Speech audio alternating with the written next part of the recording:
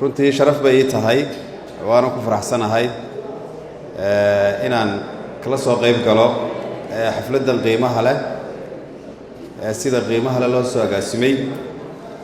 wasaaradda warfaafinta dhaqanka iyo wacyigelinta oo aan uga mahadnaqayo wasiirka wasiir ku-xigeenka iyo agaasimaha guudba in xafladda qiimaha leh quruxda leh runtii caawa ay noo soo abaabuleen aad baan runtii ugu hambalyeynaya dhammaan shaqaalaha madasha laga sheegay ee guulaystay waxaa kaloo u hambalyeynayaa kuwa aan runtii la xusin sanadkan oo anigoo ku hadlaya afka shaqaalooyinaha qaranka aan ku leeyahay idinkuna waad mahadsantihiin maadaama aan maanta iyo caawa madashan laydinka xusin hawl fiicanna qaranka aad u haysaan wasaaradda warfaafintuna ay ka mid tahay wasaaradaha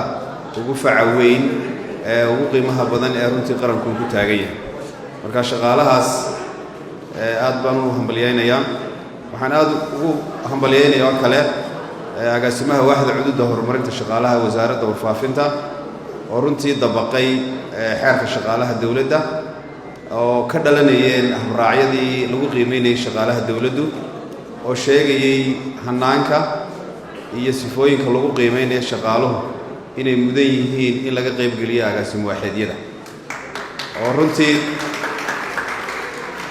oo runtii qiimeyn kara shaqaalaha wax kastaaba ay ka mid tahay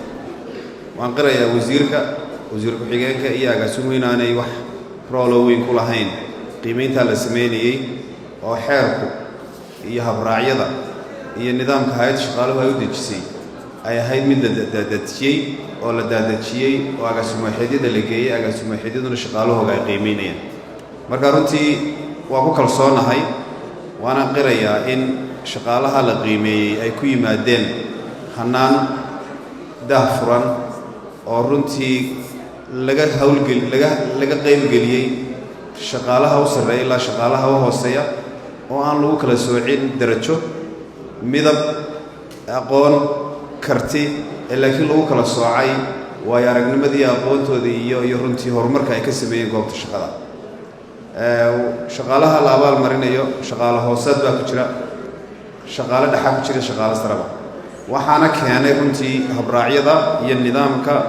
hay-adda shaqaaluhu runtii ay jidaysay sanooyin fara badan ka hor ama dhowr sanno ka hor waaxda cududda horumarinta shaqaaluhu ee wasaaradaha iyo hay-aduhu may ahayn mid awoodda ay maanta ay leedahay lahayd laakiin waxaan maanta ku faanaynaa hay shaqaale ahaan waxaan ku faanaynaa in waaxdaasi ay ka mid tahay waaxyaha ugu saamaynta awoodda iyo runtii shaqada badan dhammaan wasaaradaha qaranka oo dhan taasina waxay ka dhalatay dadaaladii iyo aqoontii joogtada ahayd ee runtii aan gelinaynay waxaan qirayaa in waaxdaasi ay heshay tababarro fara badan oo ah hanaanka loo qiimeynayo shaqaalaha maxaa lagu qiimeynaya qofka shaqaalaha sidee loo qiimeynaya qofka shaqaalaha waxay u baahan tahay arrintaasi aqoon iyo waaragnimo u baahan tahay marka aqoonta iyo waaragnimada in lagu tababaro waaxdaasi oo ay helaan agab ay ku shaqaynayaan markay qiimeynayaan runtii waxay ahayd waxyaabaha ugu waaweyn ee aan ka shaqaynaynay sanooyinkii ugu dambeeyey waaxdaasi dadka ayna hor keentay waxaan qiraynaa inay runtii dadaal fara badan sii gelin doonaan wasaaradda oo looga fadhiyo runtii shaqo fara badan inay qaranka u qabato waynu ognahay waxaynu ku jirnaa iminka diiwaangelintii lagu diiwaangelinayey codbixiyaasha marka wasaaradduna wasaaradaha ugu waaweyn ee ka qayb qaadanaya wacyigelinta ayay kow ka tahay marka runtii in qaybtaasi wacyigelinta la xoojiyo oo shaqaalaweynaha qaranku ay ka qayb qaataan oo wasaaraddu si gaara uga sii qayb qaadato runtii aad iyo aad baan guddoomiye ahaan iyo hay-ad ahaanba u dhiirigelinaynaa sidoo kale waxaan wasaaradda ku ammaanaynaa inay tahay wasaaraddii koowaad ee runtii qabsata xafladdeedii abaalmarinta ee koowaad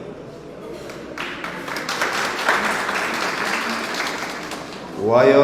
xeerkuu jideeyey shaqaalaha la abaalmariyo wasaarad iyo hay-ad kastaana way ku qasban yihiin sanadkan inay abaalmariyaan shaqaalahooda kuwa aan abaalmarina dee waxay noqon doontaa in runtii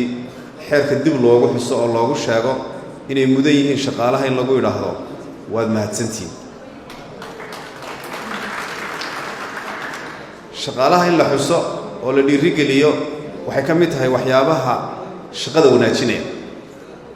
qofka subaxii intuu shaqada soo galo xilli dambe shaqada ka baxaya oo wasaaraddiinu ay ka mid tahay xilli dambe shaqaynaya oo wasaaraddiinu ka mid tahay oo wasiirkii agaasimuhu aanay maalinna ku odhan war waad mahadsan tahay xeerkaa u jidaynaya imika waana waxyaabaha runtii aan ku faanayno annagu een xoogga saarayno in shaqaalaha lagu idhaahdo waad mahadsan tihiin shaqaalaweynaha qaranka meel kastoo joogaanba runtii tacab in la geliyo waqti la geliyo way naga go'an tahay waxyaabaha runtii naga go'an waxaa ka mid a tababaradooda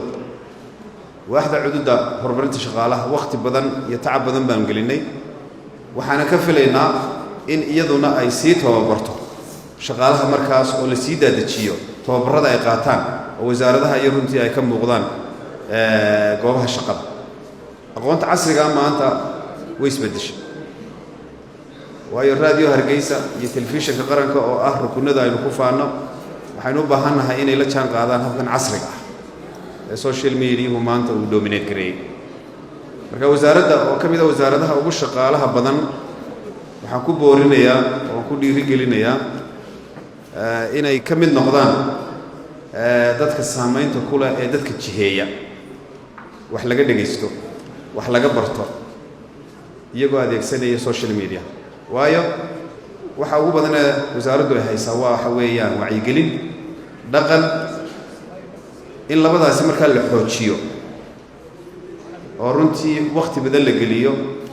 waxaan aaminsanahay oo aan runtii qirayaa in wasaaraddu roolkaasi ay qaadan karto hadday tahay wacyigelinta qaranka iyo ta guud ee runtii jirtaba waxaan aaminsanahay wasaaraddu wax badan way qabatay baanan ku hambalyaynayaa laakiin weli maadaama uu qarankeenuna dhismayo maalinba maalinta ka dambaysana meel aynu taagannahay aynu kasii dhaqaaqayno horumar samaynayno in wasaaradduna runtii horumarkaas maadaama ay tahay muraayadda qaranka qofku subaxii ama duhurkii ama habeenkii marka uu xaflad tegayo muraayadda isku soo eegaa uu soo labistaa uu isqiimeeyaa qaranka halkii qiimeynaysa waa idinka